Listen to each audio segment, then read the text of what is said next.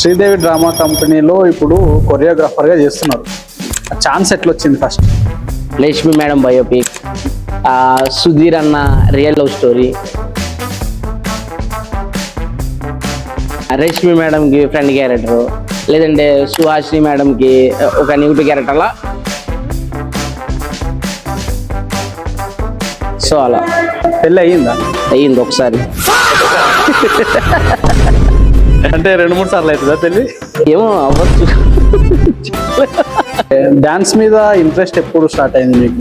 August 15 okay flag ఎగరేసారు, అయిపోయింది. తర్వాత movie songs పెడతారు కదా, సో అలాగా సాంగ్ అలా పెట్టినప్పుడు నేను ఏదో చేసేస్తున్నా, ఎగిరేస్తున్నా. సో ఆ టైంలోనే 10 రూపీస్ నోట్లు అలాగా నాకు తగిలించడం చేయడం చేసేవారు. సో అలా స్టార్ట్ అయింది నా డ్యాన్స్. స్టేజ్ కనిపించిన వెళ్ళి అన్న ప్లీజ్ అన్న ఒక సాంగ్ చేస్తానన్నా. ఇప్పుడు మనల్ని అడుగుతున్నారు, అప్పుడు మనమే అడిగి వెళ్ళాం. బాగా నచ్చిన సాంగ్ ఏది? డాన్స్ నేర్చుకోవాలనుకున్నప్పుడు ఎన్టీఆర్ది నాకు అప్పుడు బాగా ఇష్టమైన సాంగ్. ఒక కంటి పిల్లనే చూసా సెంటిమీటర్ని అడిగా, అది సూపర్ అనమాట. నాకు ఫస్ట్ స్టార్టింగ్ దాంతోనే స్టార్ట్ చేశాను నేను. హైదరాబాద్కి వచ్చినప్పుడు జర్నీ ఎట్లా ఉండే? అంటే ఎవరు సపోర్టింగ్, ఎవరైనా ఉండేనా? ఇప్పుడు మనకి సపోర్ట్ అయినా సరే ఎవరైనా సరే కొంతవరకు మాత్రమే చేస్తారు. మన మాట సాయం అంగో అరే ప్రతి ఒక్కరు చేస్తారు. అందులో మనకి పనికొచ్చే ఇన్పుట్స్ తీసుకొని చేయడం. నోటు సాయం వచ్చేసరికి కొంతమంది చేస్తారు. మరి రామోజీ ఫిలిం సిటీ నుంచి బయటికి ఎప్పుడు వచ్చారు? వాళ్ళు బయటకు పంపించినప్పుడు. అంటే అలానే ఏం కాదు, రామోజీ ఫిలిం సిటీలోకి ఇంకా పెళ్లి చేసుకున్నాను. ఇంకా బయట కొంచెం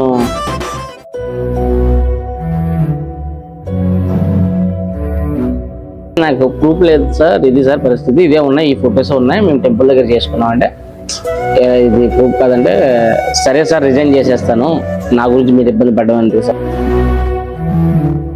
బయటకు వచ్చినప్పుడు మరి ఎట్లా గెట్ ఆన్ అయ్యగలిగారు? ఇప్పుడు రావడం అయితే వచ్చేసాను. బయటకు వచ్చిన తర్వాత